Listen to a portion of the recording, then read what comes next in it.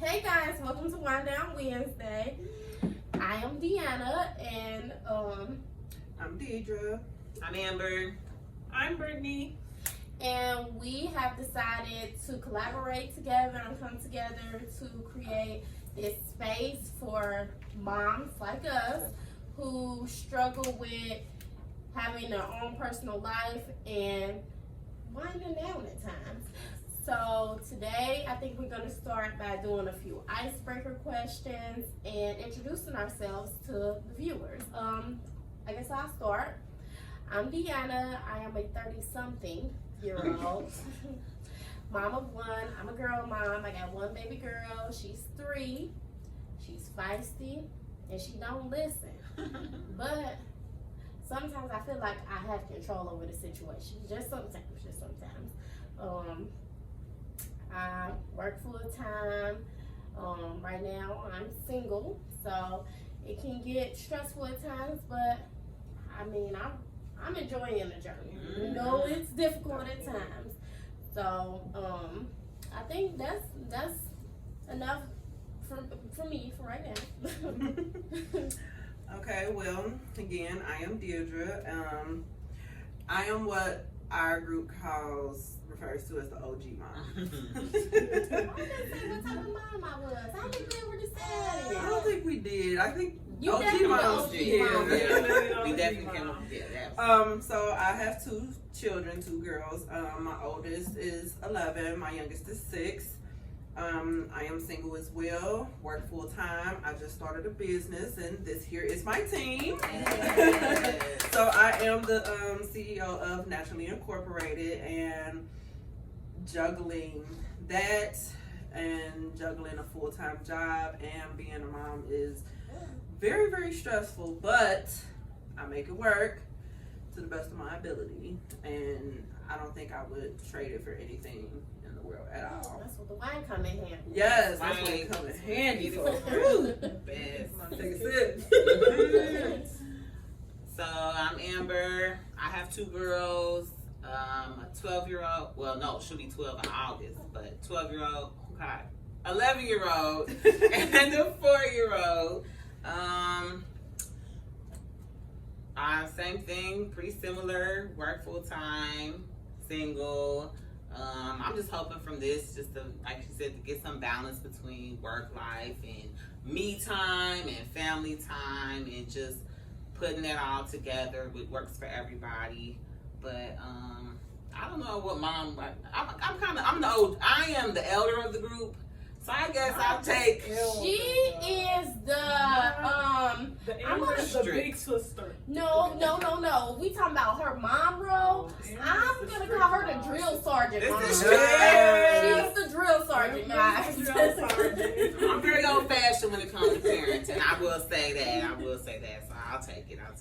All right, guys, you've seen me before. I'm Brittany. This here is my little tax deduction. AKA a little stimmy stem. This is the page's first time meeting Grayson. He was wondering about the hiatus. Meet the reason. This is Grayson, guys. But yeah, Grayson, he will actually be 10 months next week. So I am the new mom, the young old mom.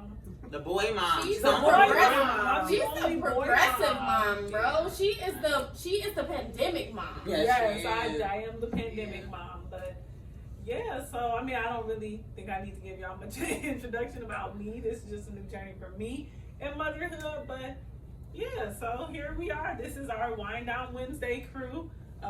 Some of the children will be joining us. We will be doing videos with them pretty soon. But yeah, right now, go ahead and get started. Yeah. I do want to say, just as a heads up, we may have little girls running in and out of the video briefly, because we're gonna try to keep it to a minimal. A moment of transparency, this is our 2nd time trying to film this video. The last time was a complete mess, but we are dedicated and we are trying again. So with that being said, we can jump right into the question. How old were you when you had your first child? Okay, I was 19 when I had my first. I had Giovanna in the summer of 2009. I got pregnant with her right out of high school, so yeah. So I mean, I don't know if people consider that a teen mom, but technically, yes, I was a teen mom.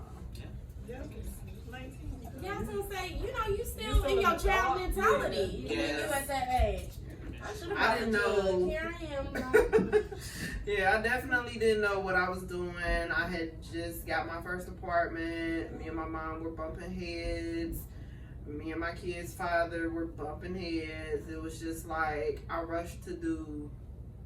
had to rush to do everything. It was like, oh my God. I went from graduating high school, trying to juggle being in a community college and being pregnant at the same time, and it was a very big struggle.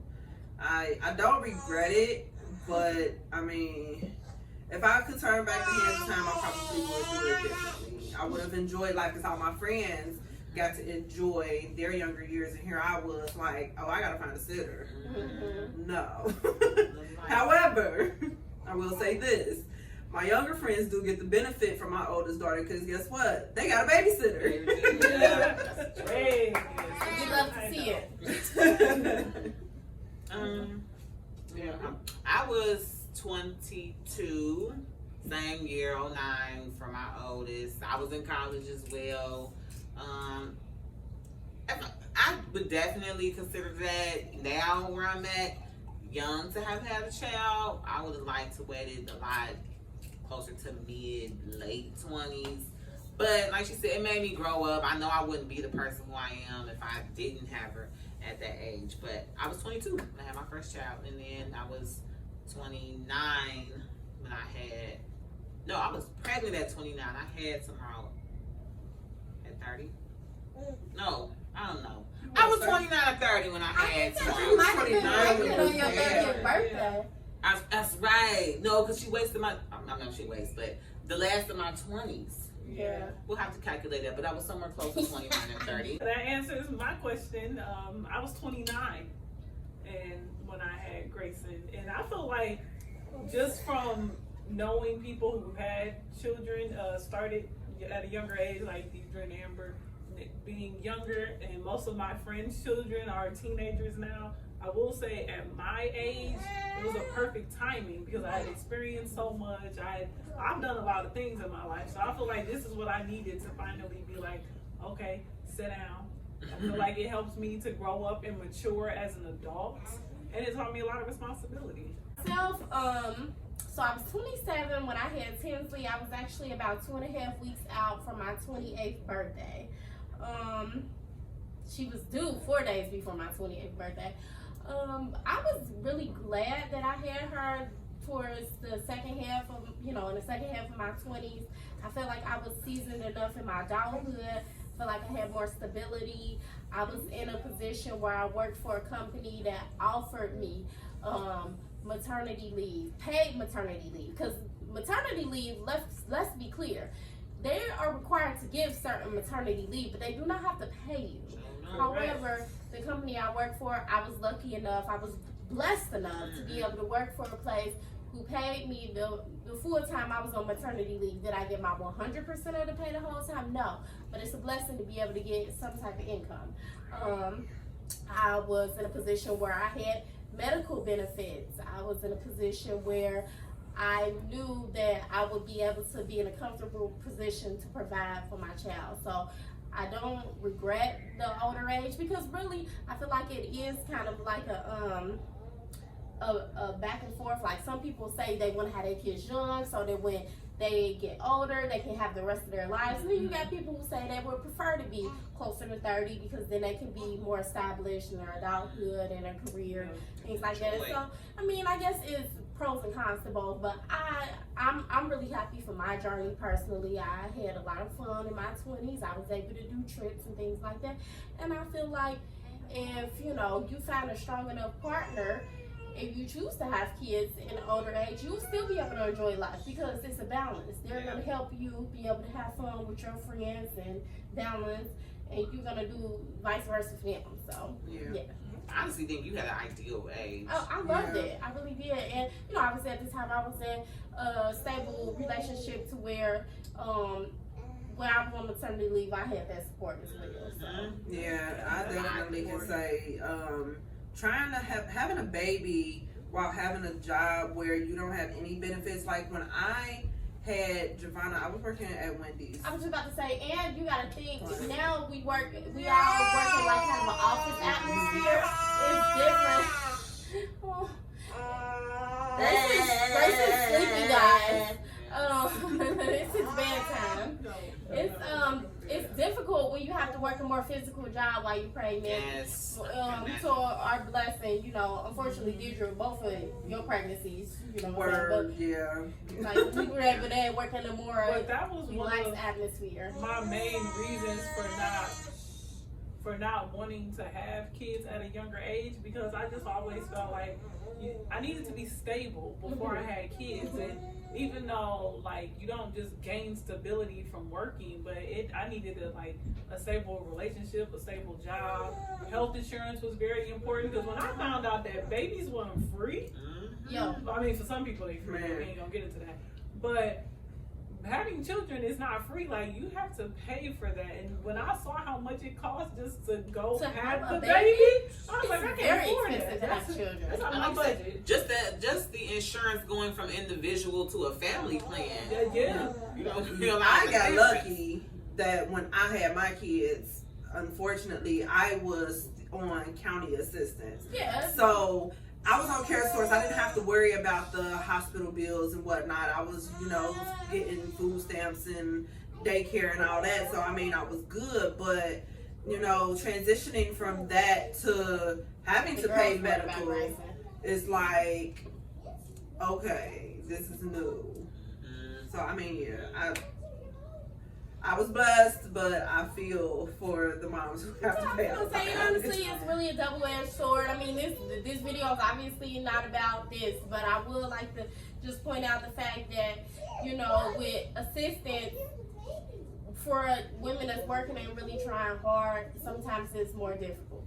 That's all I'm gonna say. What was the hardest part of being pregnant for 9 months? Tinsley. I'm sorry, y'all. That's my daughter. Okay. Yes. Yeah, so I'm sorry. Once again, the question is, what was the hardest thing about being pregnant for 9 months? Whew, okay, so wow, Grace said. He telling you what's the hardest thing for him being in her womb for 8 years. So with my oldest, it was just very hot. I was big, you know, I couldn't fit anything, because mind you, when I found out I was pregnant with her, I was 136 pounds. At delivery, I was 188, so it was just this very big adjustment from going to being this little teeny tiny person. Shoot, you still have your teenage body. Yes, okay. And with my youngest, it was a lot harder. I was always in pain because I was a lot older. I was 25 when I delivered her, so it was just like I was in pain. I was miserable. I was a lot more sick during that pregnancy. I was heavier. When I delivered her, I was like almost 220 pounds. So it was just like I didn't know how to carry that weight around. It was very difficult. I would say with her, it was just the pain level that bothered me. I heard the comfortability. Just especially at the end, you just get so uncomfortable. You pregnant in the summer? Well, yes. Both times. Yep. I had both. Both were pregnant in the summer. That's because you're getting conceiving in the winter. That's going in the cold nights. But yeah, that was my losing the sleep. You know, after a certain night, 'cause I love my sleep. Okay, I love my sleep. I'm with Diedre. The second pregnancy was, I was in a whole nother age bracket, so that was a lot more difficult. But that was the most difficult part, was just not being comfortable carrying around that weight. I was really small. I went in at 140. I came out at about 212. I got like 80 pounds. And I felt every bit of it. Damn. And my doctor never said nothing. I was very upset at that. He should have been telling me like so ma'am. Did you have cankles? Yes, I had swollen. cankles. Yes. ankles. My ankles were swole. You was like this close to having cankles. Okay. I'm more weak. We knew. The hardest part about being pregnant was gaining weight. It was gaining weight. Like, I was 117. Oh my God. I'm sorry. Sorry. Okay, yeah. Sorry. What she said, like 170? No, I really was. I was 117. Like, I remember when I went to the doctor and they weighed me, I was 117. And every time I went to the doctors, they was like, you need to gain more weight. When I found out during pregnancy, you're supposed to gain between like 30 and 60 pounds, I already knew then. That They said 60? They said that they want you to gain 30 at the most. I mean, but women gain 60, let's be clear. 30, I think it's 30. I don't know. Yeah, they want you to stay Yeah, like but below it 35. just, to me, it just did not sound realistic because here I am, almost 30 years old. I've never gained 30 pounds in my life. If I did, I wouldn't have been so small. So it was literally like gaining the weight was so hard because every time I went to the doctor, they was telling me like, oh, add more milkshakes. Put butter on everything. Like, oh yeah, I was taking and drinking Ensure. So I think like that was very stressful because I just knew that whatever I gained, he would get bigger. Right. And that was my big thing. I didn't want him to be born small, even though he was born small. But How much did you deliver at? How much did you weigh? 150. Oh, That's okay. good. Yeah, so I did gain the weight, and I mean we all saw it. Yes, we we all did. saw And it's it. still there. I have a grown woman That's body. right. now. That's good. That's the best I have part. Yes, woman ma'am. curves now. Yes, I ma'am. look like a little boy no more. Well, you ain't never. Luckily, you ain't always been blessed with boobs. But the hardest part for me, honestly, that first trimester, the fatigue. Excuse my language, but it kicked my ass, bro. Like I was so tired all the time. My first trimester, like after I got through that, I actually felt good. I had a good pregnancy. I felt good most of the time. The thing that really bothered me the most really was the chuck rub. It's like I was pregnant during the summer. I didn't want to buy a lot of new clothes. I got myself like a pair of khakis, maternity pants so I could wear to work. I got one pair of maternity jeans because we get to wear jeans on Fridays at work. And other than that, I wore a lot of dresses. However, my thighs rubbed together so bad. And like, not to get too personal, but it would chafe like my skin. So I used to have to make sure I had baby powder and Vaseline in my purse at all times. Because although, you want to be comfortable and breathable when you're pregnant, and it's the summer, so you don't want to be hot, and you also don't want to have to buy all these maternity pants that, you might not be able to wear again. Yeah. So you try to find something that's like a compromise. I'm just gonna wear dresses, because the thing is, when you have your baby, you don't just snap back to your regular weight. Some people say you do. It didn't happen for me. So it wasn't cold yet, although I had her kind of in late September. I could still wear those dresses that I wore when I was pregnant. But that chub rub, oh my goodness, it was so uncomfortable. And it got painful at times. I would kick my legs up, and after, when I got home. So, and I looked up a lot of things. They had like these little things you could put around your thighs. And I'm like, I didn't buy any because I didn't feel like they would really work. So I'm just like, they might irritate my skin. Do you think of any good things that you enjoyed during those 9 months? Baby flutters. Oh yes. I love baby flutters. That is like, I feel like for some people, when you find out you're pregnant and you first hear the heartbeat is when you like fall in love. I don't think I got that. I fell in love when I first started feeling my baby's move. And it was just like, even with being pregnant twice, it was like you fall in love regardless, because you're just like, oh my God, I got this little human that's growing inside of me, and they're just moving around, and it's just like this awesome feeling. Now, when they get bigger to the point where they start doing somersaults and they kick in and you getting uncomfortable, now that they can keep all that. Let's be clear. But the baby flutters, when it first starts, when they're like this little bitty baby and whatnot, and they have so much room to just move around, it's just like this crazy, it's unexplainable but it is like, it's everything. I love that part of it. That's the only part about it that I miss. And I mean, if I could only do that part again, then I would. My favorite part was being spoiled and catered to. You don't have to carry any groceries. You know, everyone's kind of running to your aid when they see this pregnant woman coming about. You know, I did like that. It could sound, you know, self-centered or anything, but I enjoyed that because you don't get that all the time. So yeah. I like that. I remember when I was working at Wendy's when I was pregnant with Pooh, and I used to get fed. Like, Oh, yeah. when I said I was hungry, okay, go get something to eat. I ain't always have to pay for nothing. It was just like, boom, I ain't got to clean too much of nothing. I can sit down, everybody mad because they got to keep working. Yeah. I'm Yeah. pregnant. I remember going to the bathroom. The bathroom have a line or be people there and they see me. They're like, "Oh, go ahead, go ahead." Yes. Thank you, thank you. I think the only thing you don't get catered to about, and I know y'all were all driving. I was on a bus when I was pregnant. Oh, with girl, Javon. them people don't give a damn. They don't Oh, care, good okay? Sad. They can I sit down? Like, you gotta look at them dead in their eyes and I ask. was Like, supposed to work when I was pregnant, but my bus wasn't a busy route. Yeah, baby, but I've seen it. I was on that 47 coming straight to Winter Terrace. Oh yeah, nah, they definitely ain't getting us. For the viewers, y'all may not know who it is, but they wouldn't get us. They weren't enough. What was your favorite part, Brittany? My favorite part, I would have to say the baby flutters. Like, I was so excited to feel like that first movement, and then I also really liked the good days of my doctor's appointments when I got to go see the ultrasound. Oh my God, I love those. I think my favorite part altogether was the 3D ultrasound when I got to see his face.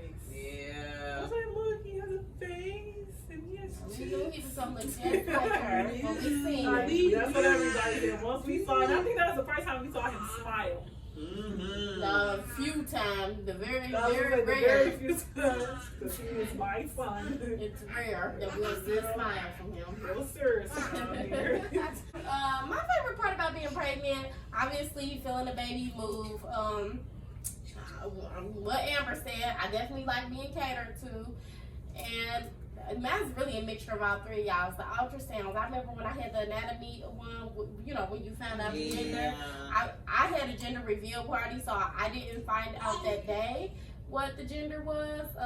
But I just remember I had this big smile stuck on my face the whole time. It was showing me like this. I just couldn't believe that. Like it's a human inside me. Like it's a crazy feeling. I loved it, and also the whole prepping, getting the room ready and stuff. Like you can't get those times back. It's really the best, especially with your first child. You really can't get that feeling back of I'm having a human and I'm getting the set up a space for them. It's crazy. In your opinion, were all the things you heard about childbirth accurate or way off? Say, when people told me that the contractions are absolutely horrendous, first time moms believe it, okay? I couldn't take them contractions. I couldn't take them. They were just. What do you say? But would you consider yourself to have a high pain tolerance or a low pain tolerance? Okay, when it comes down to childbirth, my pain tolerance is absolutely low. Okay, and it's funny because like my body is very sensitive, and people will be looking at me like I'm crazy because I have a lot of tattoos, and I'm just like, it's different. It's very different. I don't know why I can't explain it, but it's different, you know. And giving birth is just give me my epidural. Okay, just give me my epidural. Coming in the door. I want to just say big ups to those women who go natural and have had multiple natural births, because listen, I cannot do it. When those contractions started to really kick in, like, and they especially kicked in because I was induced, so my water had to be broke. And once my water was broken, the contractions got a lot worse, and it was just like, no. So if they tell you that they are bad, believe them, because they are. I had a C-section, so you know what? Honestly, now thinking about that, I wish I probably would have talked more to people that had C-sections, because I guess I just assumed that I was going to have vaginal births. And, you know, a lot of experiences you see are from that perspective. So I didn't really have an expectation to compare what my experience was. I would say the only thing, the hospital experience, just being tired. You know, I didn't realize how like drained you are, whether it's C-section or I haven't had vaginal, but just being drained completely after. Because that's a long, just from admission to the hospital, from hooking you up to IVs, from you can't eat right, waiting, they, you know, monitoring the baby, checking dilation. That's a long day, that's a long time, it's a long process. Even the pain meds wearing out, like getting an epidural and waiting for that to wear off and gain feeling back into your lower body is draining. It is absolutely draining. Waiting for that to get numbness. Waiting to be able to get up to go use the bathroom by yourself and not have to worry about peeing through a catheter. It's just. I just think too, now look back, women, I think naturally you get into that nesting stage before you're delivered. You do. I wish I would have rested, like completely, just like took some days of rest again to build up to that long day that was ahead of me. But I know. that's probably it. And the funny thing is, you know, having a baby, you can never prepare for that. Yeah, you You can. can That's never true. prepare for that. Because when the That's baby true. is ready, the baby is ready. There's really no preparation. No, it's not. So my childbirth experience is a lot different because I think also Yours is y'all definitely had unique. babies in the earlier 2000s. Y'all were younger, and I went through my whole childbirth experience with a doula and a different support group. So I was actually mentally prepared for childbirth. And I think one thing I learned from childbirth is that it's a mental game. Pain is a mental thing, and what I was just taught was like to think of other things. So I went through my contractions. I was induced as well, and I labored through the whole night and didn't even know I was having contractions because by then I really couldn't feel them. So when I hear like other people's childbirth stories or even watch videos, when you watch videos and them girls screaming and hollering like y'all, I didn't scream. I don't even think I made a sound other than like telling them like I ain't got no more pushes in me. Like you ain't here yet. Like what are you doing?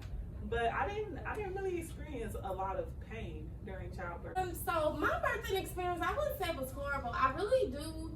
I sometimes wish I would have took it to Lamont's or Lamont's. I do sometimes wish that my birthing experience. Well, all of our birthing experiences were different and unique from each other's. I labored for a very long time.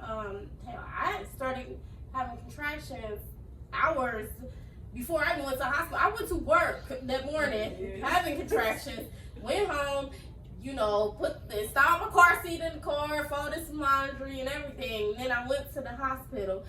I do feel like I have a pretty decent pain tolerance. My pain, I never screamed or anything like that during the experience. I did go ahead and get an epidural. The reason why I got an epidural is because although I felt like I could definitely handle the pain, I wasn't screaming or anything, I felt like, okay, we in this for the long haul. I don't want to just be completely uncomfortable and I'm have to focus all my energy on avoiding thinking about the pain that I'm experiencing. I want to be relaxed and think about the joy that I'm about to experience and meet my child. So I labored for a long time. I pushed about 3 to 4 hours. My daughter, she was stubborn. She did not come out, so I did end up getting a cesarean. I didn't feel like what people, you know, the thing is, I feel like you can't completely listen to what everybody tell you. You can listen to what people tell you based on procedures and practices at certain hospitals. You cannot listen to what people tell you they personally experience with their body during labor because it's two separate bodies. Now, if we talking about procedures, practices, oh, you labor here, I labor there, you can give people advice on that. But as far as what you gonna feel and what I feel, you can't do that because it's all different experiences. My next you know, God willing, my next child, I want to have a completely different experience. I am hell bent on finding a doctor who will let me do a VBAC if it's safe for me and the baby, and I am almost 97% sure I want to find a birthing facility and have an all-natural water birth. I'm very committed to it. Beautiful. A lot of I people think do that's I'm very committed to it. Yeah. There's a type of connection and kinetic energy that you see when you see somebody. Every time I see it, I it's a little bit of envy in me. Like, man, I wish I would have chose this for It's my just so first beautiful child. to see a woman like fully, naturally, like bringing a child into this world. Yes, yes, and I would really love to experience that. What has been the hardest thing about being a mom? The support system. For me, me and my kids' father's relationship has been rocky. It's still to this day, it is very rocky. We were together when we had our oldest. We were not together when our youngest was born. He was actually not present when my youngest was born. My mom was my biggest support system when it came to watching her while I was at work, whether she had to drop her off, pick her up, whatever the case may be, you know. My mom was always there to have my back, and his mom, she helped a lot as well. Lord. I don't know. But since my mom has passed, she's been gone for 4 years. My support system has been very slim to none. So it's very difficult to handle, because you gotta literally figure out who can help you. And she was a stay-at-home mom, so it was easy. So if one of my kids couldn't go to school or daycare, I had somebody to keep them. Now, not so much.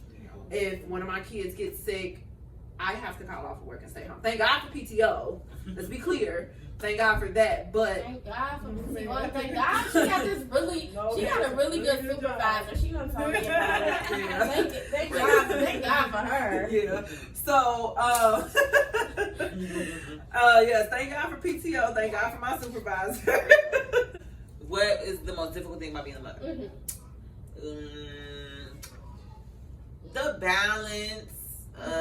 Trying to find the balance between yourself and your kids is definitely most.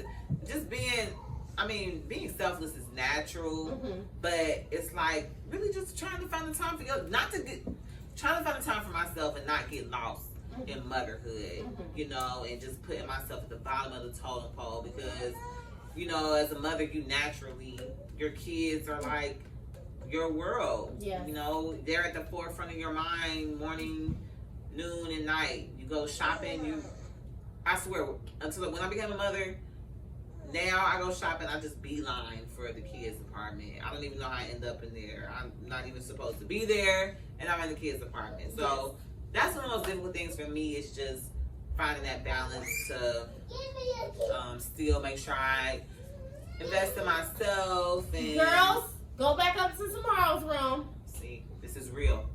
Our kids just tried to come down the steps.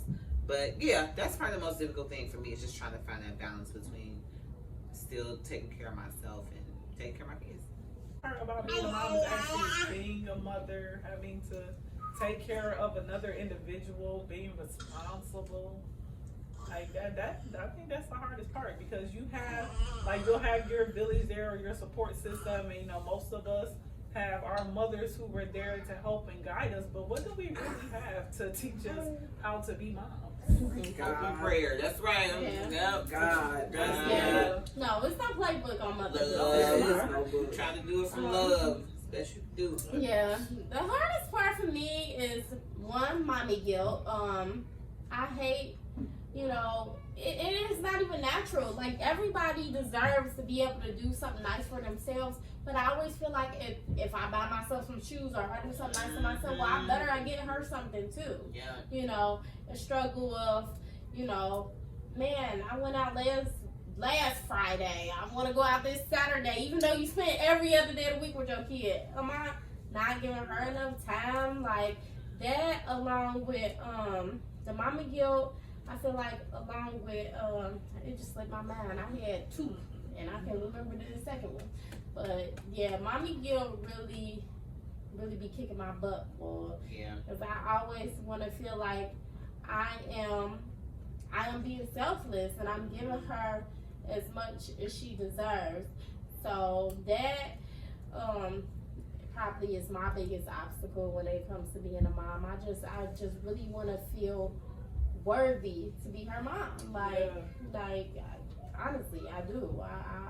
I really put her at the forefront of my life. So abuse. Oh my goodness. You was trying to take me out the game.